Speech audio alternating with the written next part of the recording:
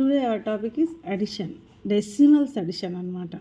చూడండి, 0.4 plus 0.44 plus 0.344 plus 0.4444 plus 0.54 అన్నమాట.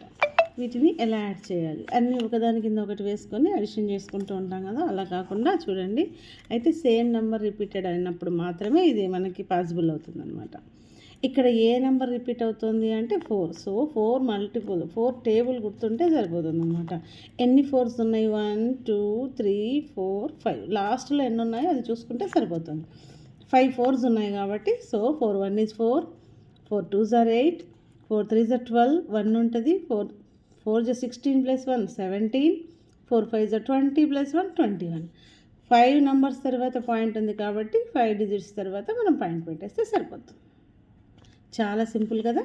ఇలాంటిది చూడండి, ఇంకొకటి 0.3, 0.33, 0.333, 0.43 అనమాట. సో 3 ఎన్ని టైమ్స్ ఉంది? లాస్ట్లో 4 టైమ్స్ ఉందన్నమాట. సో 3 టేబుల్ 4 వరకు చెప్పాలి. 3 1 is 3, 3 2 is 6, 3 3 is 9, 3 4 is 12. 4 digits తర్వాత పాయింట్ కాబట్టి 1 2 3 4 డిజిట్స్ తర్వాత పాయింట్ అనమాట. ఇలాంటి మరిన్ని వీడియోస్ కోసం సబ్స్క్రైబ్ చేసుకోండి. Chandrakala maths world. Thank you.